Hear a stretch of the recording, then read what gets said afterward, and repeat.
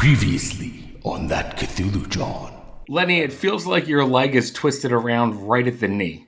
Oh God, that looks so bad. I don't know how much longer I'm gonna last. If I'm in the hospital for a few days, it's gonna be easy for them to get to me. Some of the things that he said after seeing that needle, I'm more worried than I was last night. Just keep me posted, and I'll keep you posted. And you see this worn down looking church. As you walk into the place, you hear some guy yelling, "God damn it, Ginger! All I ask of you is to learn lines, learn them, forwards, backwards, inside out, and upside fucking down!" What the fuck is his problem? He's insane. So he hands you a stack of papers. It looks like they've been Xeroxed. But you open the front page and you see that symbol. It's the symbol. It's a symbol I see all the time. My dear, you weren't supposed to see it. And he pulls out a large book. He puts his hand on your head and he starts chanting some strange words. That should be enough to feed it. I'm going to take that book and I'm leaving.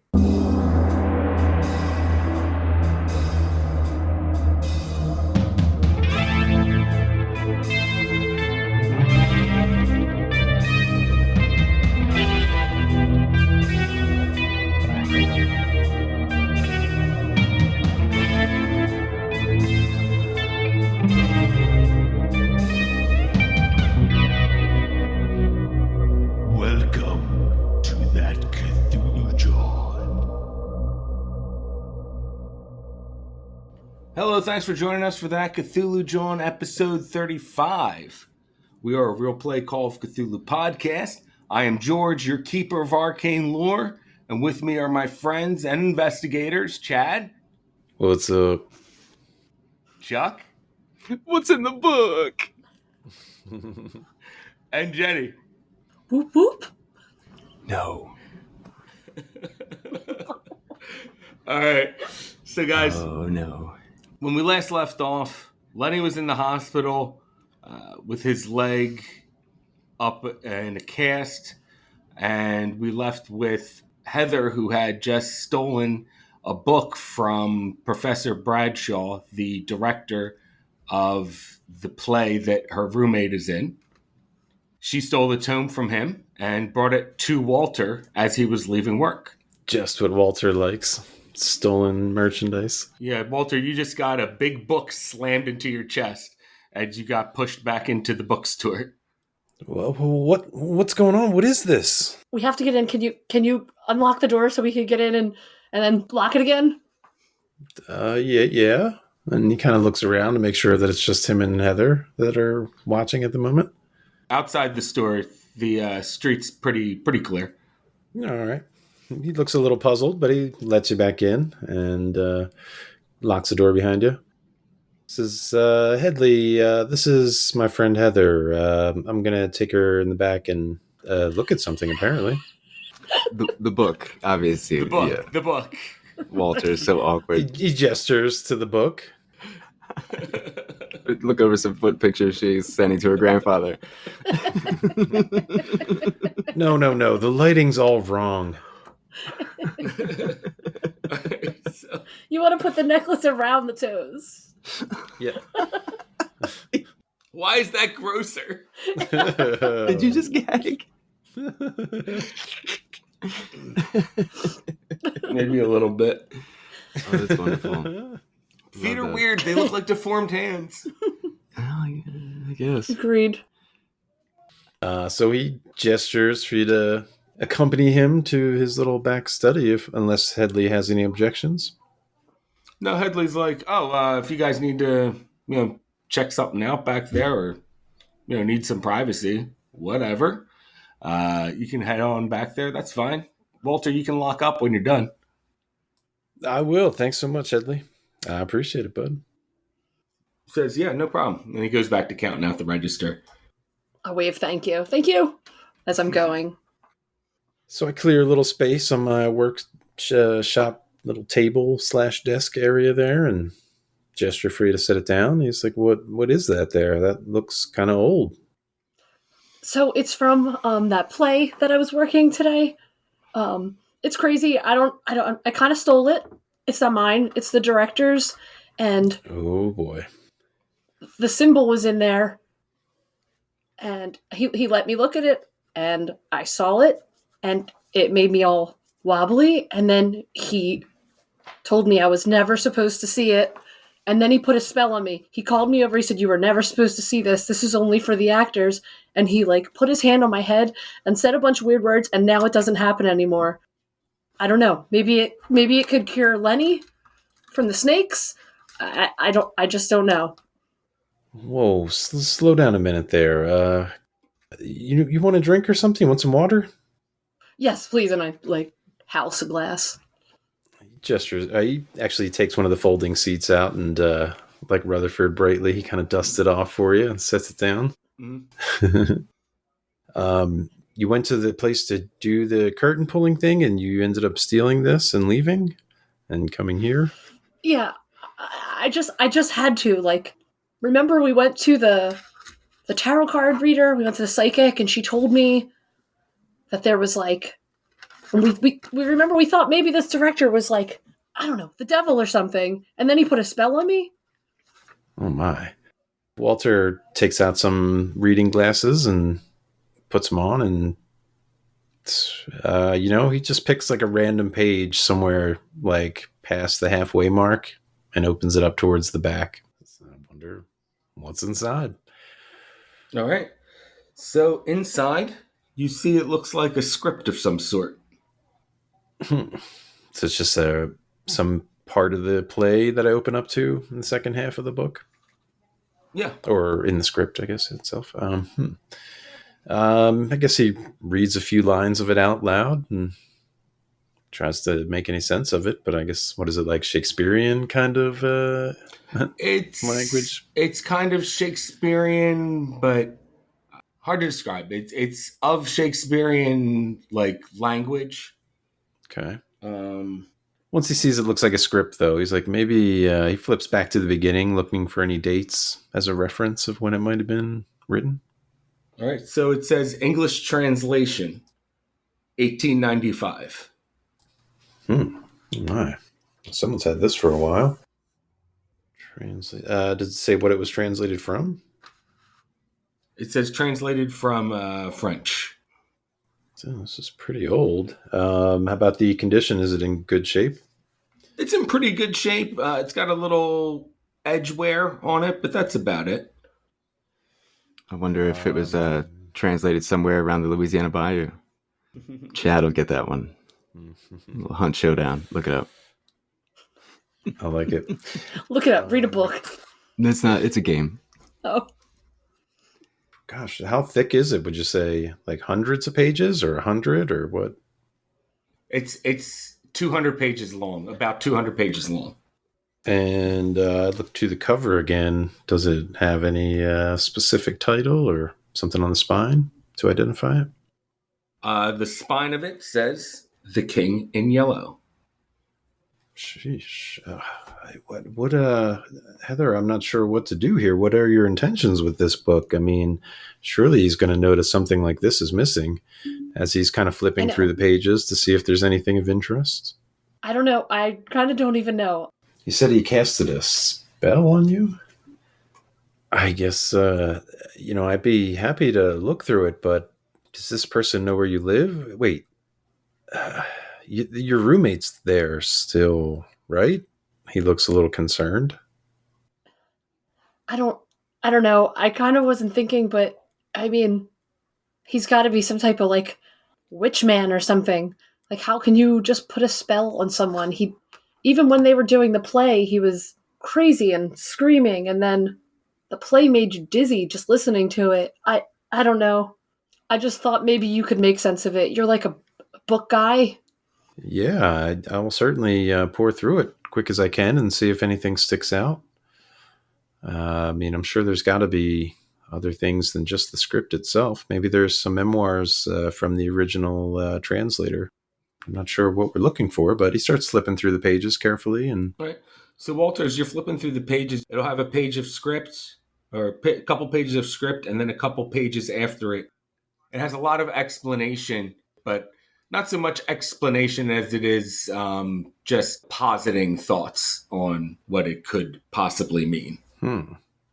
Interesting. Any indication of, what like any kind of mood that it's trying to convey, or like, is there any deeper sense that I'm picking up from this thing? I mean, it just seems like a script otherwise that's like old and translated from French that I'm picking up on the surface, or is there more in between the lines? Well, in between the lines here is between the lines is the speculation on what the script might mean. Hmm. It goes page by page trying to describe what the sing-songy, poetic tone of it is. Okay. Trying to translate it into just, plain language. So if I've identified what seems to be the common thread of this, is there any way that I could look more specifically for something that looks like it might be what Heather's talking about, whatever the spell business is? I mean, that should be different from a lines to read aloud, right? Oh, yes. You start going through it. So you see a page that has that symbol that Heather was talking about on it. And next to it, it seems to be some way to imbue the symbol as a curse, but it has to be a person that makes it. Oh, this doesn't sound good at all. And we established that there is a Xerox machine here, right? Yes. I think I'd like to make a copy of that page for later, at least. Okay. So it looks like a way to activate the sign, but you have to make it. He says, Heather, did you? He pauses for a moment. Yeah, I know you saw it in places, like at the bar that night, but I mean, it says you have to make it. Did you ever draw or write this symbol? I think I did once in the bathroom. Yes, I have. No, I've drawn it a bunch of times. Yeah.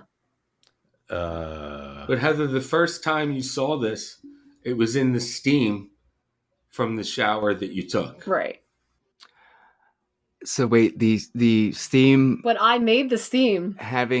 because she was showering, you made the steam, so it revealed the symbol, so therefore you made it. What a trap. That is a trap. Sorry that I didn't. Sorry to shower. Well, it works. It works. What a genius. Man, got him. Sneaky curse. This doesn't sound good at all. I mean, if you did it so casually and unknowingly, what if your roommate, I mean, she probably could have done something. I mean, she's been working with this guy for who knows how long. This is actually really worrying. The last time I read anything like this was the paper that was inside the statue that belonged to Millie. And you might even notice like some beads of sweat forming around his forehead, and like a temple kind of dripping down his face a little bit. I mean, I'm sorry. I don't want to wrap us up in another. I had to take it. What if he's cursing other people with this book? I think he is. I mean, if this is to be believed. Heather, give me an intelligence roll.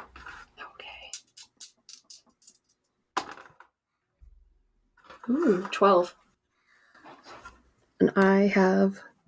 Oh, yeah, that's an extreme pass. I have 85. Yeah, That's extreme. All right, so Heather, you come to the conclusion that Ginger came home, drew the symbol on the mirror right around the time when she started seeing it, and then you made the steam from the shower reveal that sign. Whether Ginger did this or not intentionally, you're not sure. Right. All right. So I tell Walter that. Be like, what if she's the one? What if she's trying to curse me? Or he cursed her and now she has to curse me? Like maybe... I just remembered he said a thing like you have to feed it. Like when he put his spell on me to take it away, he was like, that should feed it for now. Or something like that. Oh my. Maybe you could give it to your like Magus 5 superhero book club and they could look at it and they could lock it up so it's safe. Walter, when she starts saying about feeding it, you do see something written in the ritual for drawing this thing. You see something about it mentioning drawing essence from those who create it. Oh shit. And he reads that part out loud, and he thinks back to the psychic and says best what he can recall, her words about whatever it was drawing from her. And this is definitely something. I don't know about the others. I did contact them, but I haven't heard anything back. I mean, hiding the book isn't necessarily a problem, but I mean, how well does this person know you? I mean, did you fill out an application? Does he have your social security number? No, he doesn't know anything about me. They thought I was like a professional curtain puller. Like, he didn't even know my name. And even when I told him, he just kept calling me little lady. Well, that is good at least. But I mean, if your roommate's still there, I mean, he's going to know where you live through her, I would think. I mean, he might do something to her to get to you. Maybe. I didn't really think about that when I took it. I just had to. Just so you know, I'm not judging you about any of this. I'm just analyzing the facets of what's unfolding here. I mean, I'll give her a call later and make sure she's home and see if she says anything and figure it out from there. But I just wanted to have like a safe place to put it. Also, can I stay over your house tonight? Yeah, I guess that's probably for the best at this point. I won't really be able to store this anywhere, and honestly, I'm not sure that I want to be in possession of stolen goods, but he looks a little stumped. He's not sure what to do. Like, can we leave it at the bookstore? Like, just for tonight, and I'll figure it out tomorrow. Yeah, I don't think that's a good idea either. We could just take it with us to the hospital. That might actually be the best thing. I don't exactly just want to leave it around, and there might be more in this book that we should look through. But as he does with just about any old book that he comes across, he flips through the page, like he holds it upside down so that the pages are hanging downwards towards the ground, and he flips through all the pages to see if anything unusual or unseen falls out of the pages. If anybody happened to slip a piece of paper, or like he pressed a few rose petals in his book, or anything else that might be in there. Never know. This book's been around for 100+ years. Oh, I mean, I'm sorry, almost 100 years. It's 1985. Yeah, that's right. But when you go through the book, there's nothing that really falls out of it. In fact, the page that you pulled up, the symbol itself and kind of like the ritual to create it, when you found that, it was because there was a bookmark in there. Got you. Okay. But that was the only bookmark or anything that was inserted into it. This is like a Garfield bookmark. This is I Hate Mondays or something. I don't know. Well, just in the sense of being an investigator and sleuthing and all that, he tries one other thing too. And whichever the brightest light he has is in this little workshop area, he turns that on and kind of like holds the pages, a few of the pages up to the light to see if there's anything like hidden, if you like shine light through the pages or anything. Just a little whim. You don't see anything hidden between the pages or through the pages or any watermarks or anything like that. Well, I mean, everything else seems pretty legit and on the level, but this page certainly bothers me. Oh, gosh. Lenny, maybe we should call the hospital, see how he's doing. He's fine. Oh, yeah. I meant to tell you, like, he was in recovery when I was there, and he was like, all drugged up, but I had to go to work. I mean, he looked good, but I kind of feel like we should get back there to make sure he doesn't get snaked again. Yeah. So you guys call the hospital or you go to the hospital? Well, his thought to call the hospital was because he didn't really know that he was out of surgery and into recovery and all that stuff. So that, I see. That might take away some of that initiative. But yeah, I was planning on going there to try to keep an eye on him. Maybe we should swing by my place first, just to make sure there's no messages, and then on to the hospital. Okay. Thank you so much. And I'll hold on to the book. Like, you don't have to hold it. I'll just hold it, and I'll hold bag with it. I don't want you to get in trouble for it. Does Walter have anything at the bookstore that would be better for handling the book more safely and easily, instead of just wrapping, sweaty palms around it for however long we're holding it? Yeah, I mean, you definitely have some, paper bags Okay. with handles on them, that kind of thing. Well, then, yeah, I would think to do something like that just to give her something to carry it in. Walter is kind of schlepping around 3 books at the moment, so he definitely appreciates that you're willing to carry this one. Right. So, yeah, I guess depending on how long that takes and if Headley's still there or not, I'll lock up the place behind us and head back down towards South Philly. Yeah, when you step out of the back room, you see that Headley is gone. The doors are locked up. The lights are off. Only the backup lights are on. Okay. Well, then I just make one last check, make sure everything's secure, and head on out. Lock the door behind me. All right. So where do you guys go from there? You go to the hospital? South Philly first. I want to just check, make sure there's no messages. I see. So you go, yeah, I guess you have to go all the way home. Old school. Yeah. Go check your messages. And there is a message on there from Willis Freeman. Ooh. Oh, my. He says, "Hey, Walter, I was just stopping by my office and happened to hear your message. Tell you what, here's my home phone number. You can give me a call whenever concerning whatever it was that you had to talk to me about." Oh, my. He looks to Heather and says, well, maybe we should make a phone call real quick and further set things in motion. And he's going to update Willis Freeman's business card with his home number as well. Okay. And he dials it into his phone. Heather's staring out the window, sneakily. So, Walter, what exactly did you leave on the message for Willis Freeman?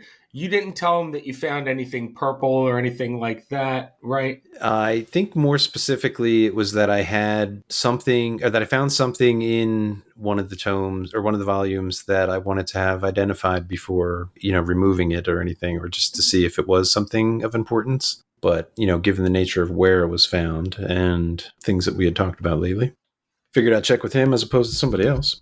So that's all that you talked to him about. You didn't give any specifics. I don't recall 100%, but I don't think I would have been too specific with the recording. It was kind of just to... I don't recall you giving specifics. So, what do? Do you give him a call now, or do you give him a call later? No, I might as well now. It's before it gets any later. I mean, he's probably got school stuff to do tomorrow.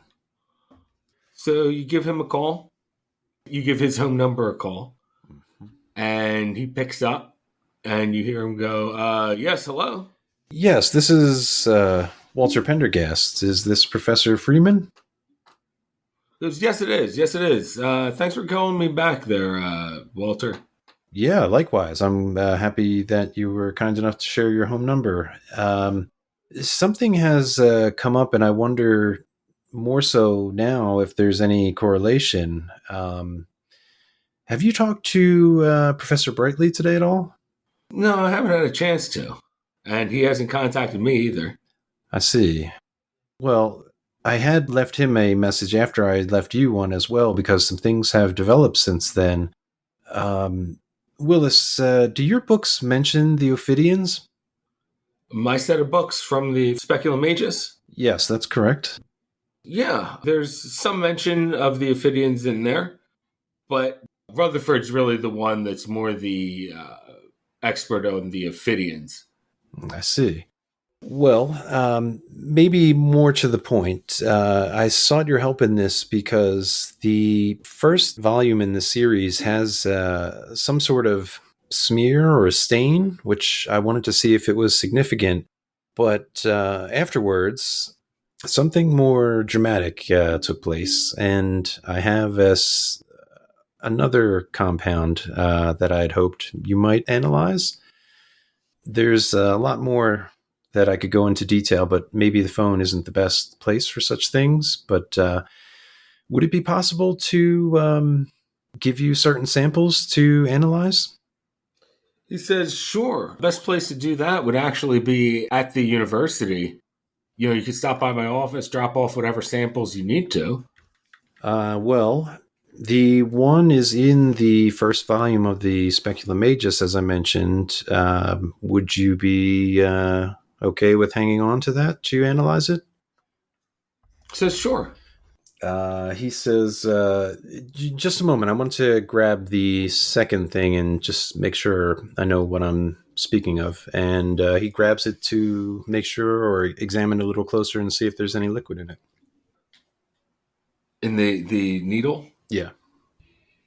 there is like very trace amounts in it. There's not even enough to like make a drop out of. Okay. Darn it. It's just like kind of lined with it. I see. He says, well, yes, I mean, it'll be the book and a syringe of sorts, which has some trace residue in it. I'd really appreciate your help in trying to identify whether or not there's any connection between the Ophidians, this sort of drug, maybe, or I don't know if it's like a truth serum syringe or something. I don't know. I could be reaching here, but that's where I need your help. It says, bring it by tomorrow. We'll see what it's all about. What time would be best for you? You know what? Early in the morning's pretty good for me. That sounds great. If you could swing by like 8, 9 tomorrow. All right. Well, I look forward to seeing you then, and thank you. I appreciate all the help in this. All right, so he says to you, yeah, I'm kind of interested to see what you got there. That's excellent. I knew I talked to the right person. Thank you again, and sorry to trouble you at home. I know it's getting late. He goes, no trouble at all. I'll see you tomorrow, okay? Thanks. All right, and hangs up with you. Both super awkward. But I could tell that guy was really excited. He's like, oh yeah, early in the morning, let's do this. He was trying to play it off though. Good stuff. Well, Walter looks a little relieved. He says, well, I think that went well, to Heather. I mean, so he's going to look at everything? Well, at least the page that has the smear on it, and the if he can get a sample from the syringe, I don't know. Maybe he can give us a better idea of what we're dealing with. But if there's some connection with Lenny and these Ophidians, I don't know. I guess we should try to unravel it a little bit, see if we can make some sense of any of this. I'm actually really worried about Lenny, and he kind of changes his tone and isn't talking about books for once and all that stuff. Are you looking for a D&D podcast with a dark side? Something more like Game of Thrones and less like Monty Python? Tale of the Manticore is part dark fantasy audio drama, part solo D&D RPG. There's no plot armor here. The dice make all the important decisions. Join me as I resurrect the excitement, wonder, and emotion of old school D&D. Made for a mature audience, Tale of the Manticore is both a fiction and a game. It's the story where chaos rolls. So where do you guys go from here? Do you continue looking through this book, or do you go visit Lenny? I think it's time to visit Lenny. Yeah. All right. You hop in Walter's Pinto and drive over to the hospital. Mm-hmm. They direct you to Lenny's room, where you see him laying in bed with his foot raised up in a cast, the foot raised by a sling that's attached to a pulley. Hey there, Lenny. And he kind of gives a light knock on the door as he, depending on if it's open or closed when they get there. It's cracked open. Okay, so as he slowly pushes it open, he kind of lightly knocks on it. Lenny? Am I conscious? Yeah, I was going to say. You are conscious now. Am I still loopy or tired or what? No, you're like just kind of coming out of it now. Yeah. Well, hey there, Walter. Thanks for your help there earlier. I'm glad it's not somebody else. I'll kind of look past you and make sure there's no jackets behind him. Oh, just me and your best friend here. And I'd move aside to make room for Heather. You're awake. Oh, hey there. Hey there, Heather. How you feeling, buddy? Pretty much up for a jog. Well, at least I didn't bust up your sense of humor. So, would you guys talk to Lenny about anything that has happened in the meantime? Yeah, definitely. I guess, I thought to, maybe bring you some food or something, but we kind of just came here right after stopping at my place to check messages. Well, that's fine. They got some pretty gourmet selections here. Yeah, I guess the next time we visit, maybe we can bring something better for you. I noticed they had one of those nice roach coaches out there. Get you a nice Italian sausage, maybe. Oh man, you're killing me. You better stop back soon. Bring me enough to feed a Millie. I'm sorry, too soon. Walter looks pretty sad at that. He didn't seem to appreciate that. I'm on drugs. I don't know what I'm saying.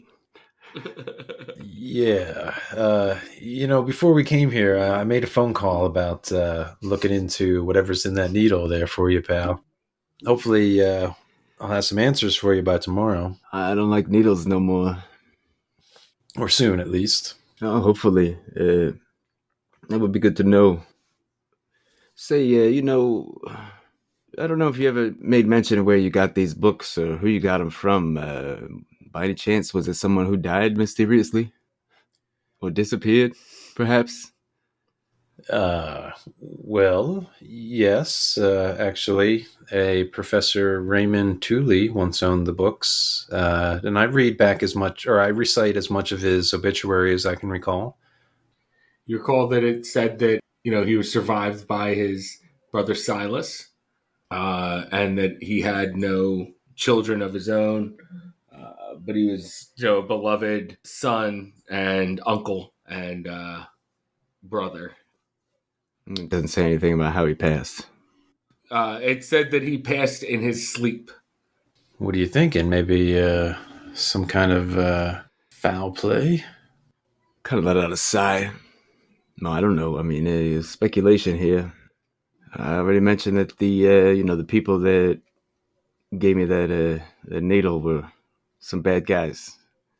Speaking of that, do you want us to try and sneak you out of here? Like, are you scared they're going to come here? Yeah, of course I am, but I mean, where am I going to go? I'm not up to hitting Alaska just yet. I mean, there's really nowhere I can go. I don't know. Yeah, you just kind of reminded me of something. You got any friends or anything? Like, tough guys like you that could kind of watch your back? Kind of just stare up at the ceiling. Yeah, I'll call somebody. Don't you worry about me. Obviously we'll keep you company best we can, but we're not exactly soldiers, Next time you come in, bring me a nice big box of roses and, put that thing I gave you to hide in there. That's all I need, just in case. His eyes widen suddenly.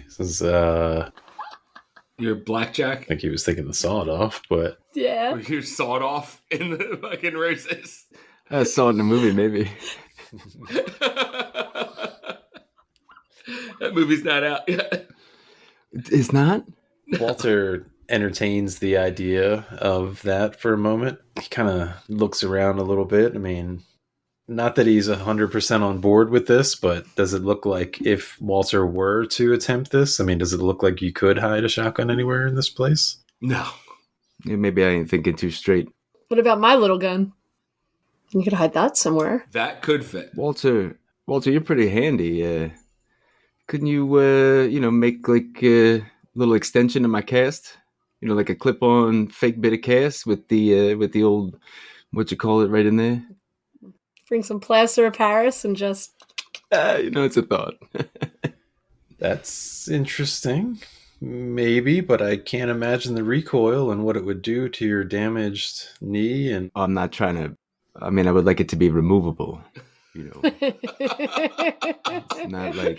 Just blow your fucking leg off. You don't want to shoot through it? I don't want a gun leg. It could be another good idea for a movie. Surprise, motherfucker! I like the idea of shotgun leg. Maybe not with a sawed off. That'd be great. Get more in my ankle than anywhere else. Do they give you an idea how long you're going to be here for? Or, I mean, how long are you hemmed up like this? Oh, I don't know. I mean, I was kind of sleeping up until a few minutes ago. I really haven't spoken to anybody but you. At least I don't remember. As you're in there talking to Walter and Heather, doctor comes in and goes, "Oh, sorry, I didn't realize you had company." So yeah, they just stopped by. They can stay if if you're fine with it, Doc. He says, "Well, yeah, that's fine. Listen, Mr. Cobb, you are a very lucky man. Your joint slipped out and twisted around, which is incredibly painful. You're telling me. However, we were able to reset it in its original position, and we had to kind of, well, reposition your kneecap as well, but Walter shudders. yeah. You should be good to go by tomorrow night. We'll definitely need to put you on crutches for a while and remain in the cast, but should be able to go by tomorrow night. All right. I think I would look good walking with a cane, honestly. As long as it's not broken, I guess I'll just hang here for now. Was it right or left? Was it right or left? Yeah, right? Because that might impede some driving if it's right. Yeah. For a while. That's right. Hold on. That's right. It's left. I'm going to give a dice roll here. Odds are right, evens left.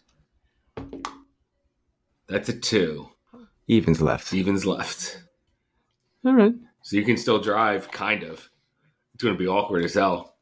Yeah, if I had to, but I mean, it's not going to be like months until I can drive again. If your mobster bosses don't kill you first. Well, yeah, it's... I certainly ain't running nowhere. Nope. I want to say that I just catch him up. I'm going to tell the whole story over again about how I stole the book. Oh, yeah, I wanted to go there with you. So... Well, you didn't, and I ended up stealing a book. Well, it could have gone worse, I guess. I had to do what Lenny would do. That's what I thought. What would Lenny do? Sounds kind of normal, honestly, which is weird. I expected something else. But I mean, if you say that symbol was also in that book, I mean, it might explain a lot. Maybe he was drugging the cast. Maybe there was something in the air or something. I definitely think he was. She told you about the spell that he did on her. I just disregarded the fact that she said spell or something like that. I can't even. Like, yeah, you can take that down to Psychic South or something. You literally saw me go nuts multiple times. Yeah, I've been dealing with a lot too there. I don't know some of what's real anymore. I get a bad feeling about this one, Lenny. As long as you don't have snake eyes or nothing. Trying to look in her eyes. Look at the doctor real quick. I draw a snake on his cast. Sweet. Yeah, you're a real down. Thanks. Hey, you want to sign too, Walter? Yeah. Just don't go drawing any weird shapes. He writes on there, hang in there, pal. And then he's got a little pistol underneath. Hang in there. That's good. You get it? Because of the whole apparatus, and he gestures to the 30-degree angle that your leg's on. And... Yeah, my leg is hanging. Yeah, that's good, Walter. Well, I'll just see myself out. I do appreciate, your concern, guys. But I mean, I'm probably safer here than anywhere else. So the doctor says to you guys, for what that's worth, visiting hours are over. So you guys should wrap up here. You don't have to leave right now, but when you wrap up here, just see yourself out. Okay, thanks. Okay. Hey, Lenny, is there any chance I could leave this book with you? Yeah, sure, I guess so. Put it under my pillow, I suppose. Well, that might not be the most prudent of ideas, but maybe... What's around the room? Is my jacket hanging up anywhere, or any of my clothes, or is there like a cabinet or dresser or anything? There is a bag on a hanger on the side of your room. Right, my belongings. Mm-hmm. Put it in there. Maybe we could do 2 in 1. Is there anything at home you want me to bring here? And maybe we could leave the book there for a little safer keeping? Yeah, grab me that bag. Get my keys, I guess. Shit, my house might even be... The back door might be wide open, come to think of it. Oh, shit. Well, yeah, we could certainly check on that. But there's that 6-foot cinder block wall around, so no one really know. The neighbors across the back, what they would see from their second floor. Mm-hmm. Yeah, take my keys. But why don't you just leave that book here for now, then? Besides, it's big enough to whack somebody with if I have to. So you're going to hold on to the book at the hospital there, Lenny? It might be better there than in my house. I wouldn't hang out in my place too long. Not right now, honestly. that's where they found me, Walter. That's why I ran out the back and, got hit in the corner. Gotcha. I didn't make it very far. So, yeah, they might be watching it too. Yeah, maybe my place ain't such a great idea. I wouldn't worry about me too much, I guess. But here, take the keys anyway, just in case you got to get in there. Maybe I could just slip in and out and make sure the doors are closed for you. Just make sure there's no big brown fancy cars. What is that car? A Lincoln? Oh, The Mercury. I think it was a Mercury Marquis. Yeah. yeah. I got the plates on that as that whole ordeal kind of wound down. I don't know who we would tell exactly, but I'll make sure that car ain't around. But you never know. The family's got a lot of money. They know a lot of people too. well, I mean, if they press me for questions, I think they would probably imagine you're at the hospital, so there's probably no point in lying about that. Jeez, Lenny, it's going to be a long 24 hours. In the book, like, can I look at the book and in it, is the spell that he said to me in there? Like, do I see it and recognize that they were the words that he said to me? While you were feeling that power like drained from you, Yeah. you kind of fade out between what the words are actually saying. Okay. I was going to try and take the spell out of Ginger and feed whatever we're feeding. Do you say that out loud, or are you thinking that? I've looked through the book for the spell, and then I say the other part that I'm like looking for the spell he put on me. Maybe I could suck the spell out of Ginger. Shit, that's a good idea. I hadn't thought of anything like that. But none of this looks familiar to me. I don't know. I mean, I'd have to like memorize the entire book. What time does your roommate usually get done working on the play? It's so random. Like, I don't know. She just sleeps and maybe midnight, maybe 7. Probably whenever the psychopath like kicks her out for not reading a play backwards. Yeah, I wonder. Do you think it's worth a call to your place to see if your roommate's home? Maybe you can get some updates on what happened after you left. I mean, yeah, I guess I'll give her a call. I wasn't sure if I was just going to stop by and maybe grab some things if she wasn't there. All right, so you call home, and there is no answer. Okay. I don't leave a message. Okay. So what do you guys do? Did you go to Heather's house and pick up some things? I mean, Walter, you could go home and look through your books. Maybe I'm just going to get a cab since there's no answer and see. If you don't want to go there, I don't want to drag you in on this. I can just grab some clothes or... Well, if we don't actually have the book, he looks back to Lenny, says, I mean, we could swing by your place and maybe I could go in so as not to draw any attention to you. I mean, I'd love it. That would be great. But I feel like I'm always putting you in danger, so if you want to... Well, I mean, I didn't steal anything. Why would anybody be keeping an eye out for me? While you guys are talking in the room, you hear the doctor down the hallway go, "Yes, officer, they're right in here." And in steps Detective Thompson. I knew it. It'd now be a good time to remember them words. So Thompson comes in. He's got a toothpick in his mouth. Well. Hey there, Detective Thompson. And then I kind of like raise my eyebrows a bunch to them. Yeah, detective? Homicide, huh? What brings you here? Says, well, I was looking for you. Called you. Didn't get an answer.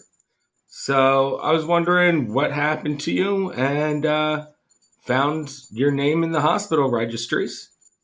Well, as you can see, I got hit by a car. Oh, that's what happened. All right. Well, It's pretty bad. Well, yeah, you don't look like exactly the picture of health, he says to you as he's circling around your bed and looking at your cast that's being held up. Uh-huh. And he says to you, "Hey, do you mind if the rest of the crew here leaves the room?" Yeah, I guess so. Yeah, of course. Heather gives him a serious side eye because she knows he's a liar and she's had beef with him for a while. So you guys leave, and So yeah, you want any coffee or anything, Detective? Walter's a little unsure. says, "No, I got this. It's fine. I just got to talk to Lenny over here for just a minute by myself, okay?"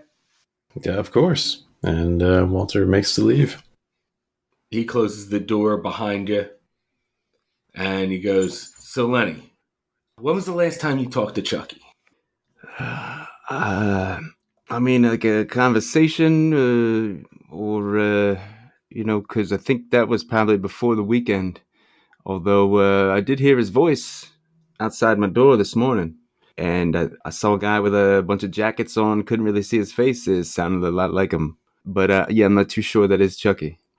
He goes, "It's funny you say that, because Chucky's been hounding me for a while now about the whereabouts of the Jekanovich statue. Yeah, I remember the one. Strange. I've been trying to look for it, can't find a trace of it.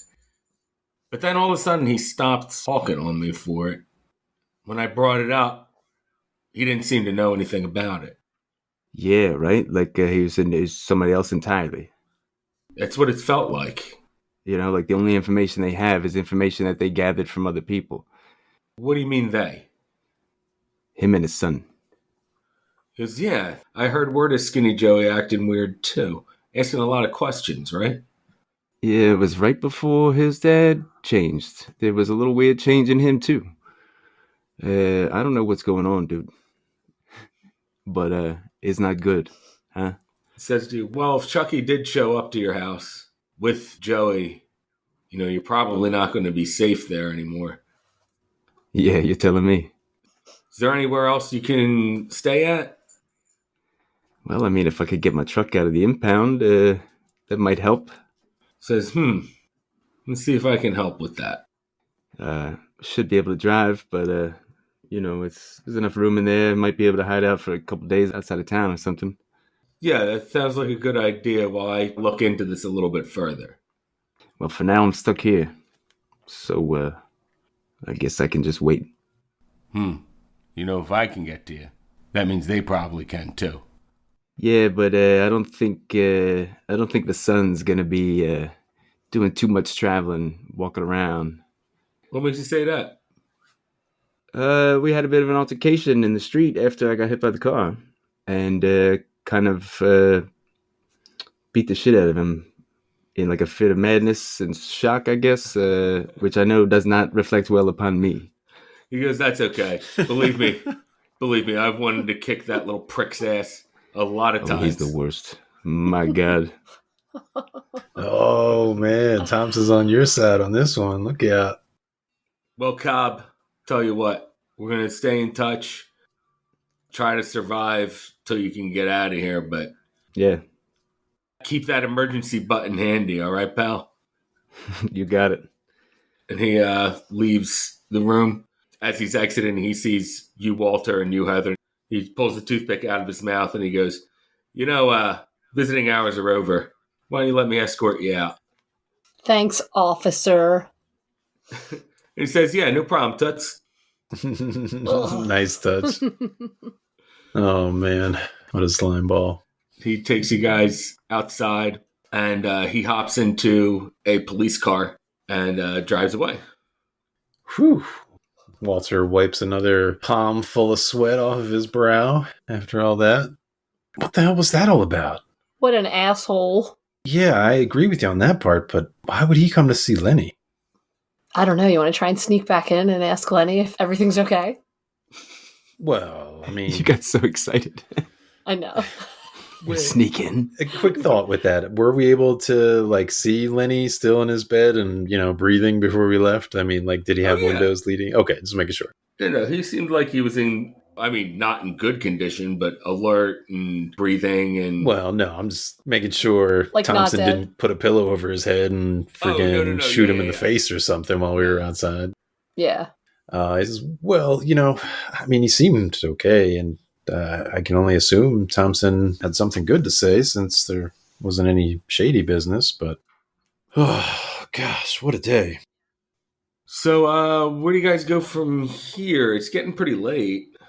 Yeah, I guess. Do you need stuff from your apartment, or what was the final consensus on that?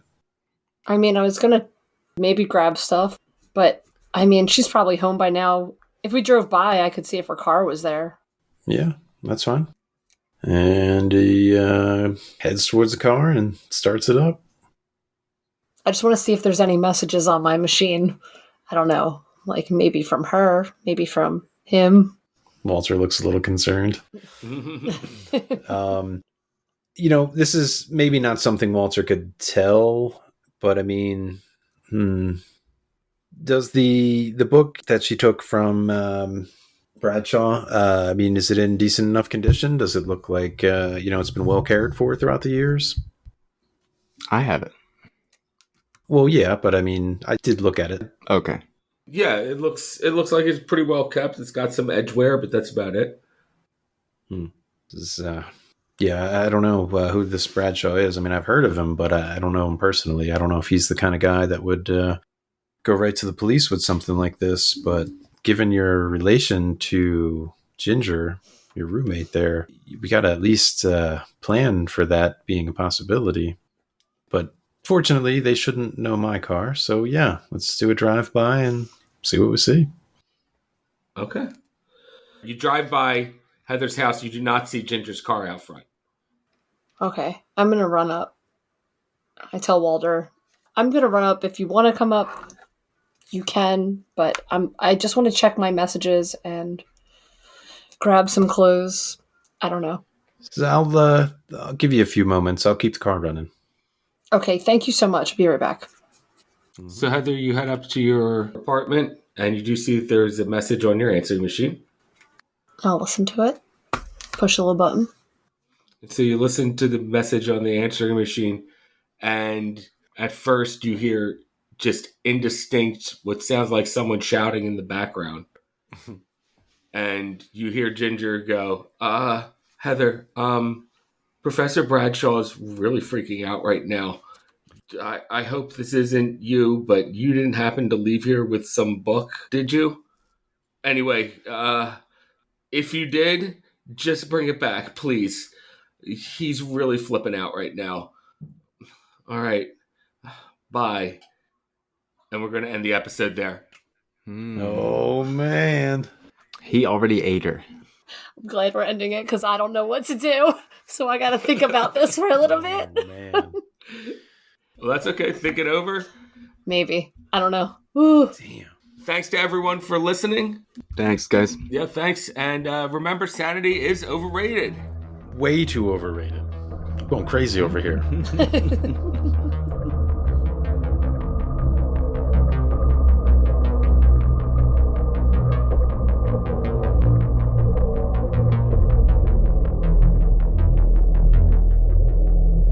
And he, Detective? he's not wearing his sunglasses right now, of course. Well, because he just took them off. It was brighter in the hallways. Yeah. I knew I heard yelling down the hall.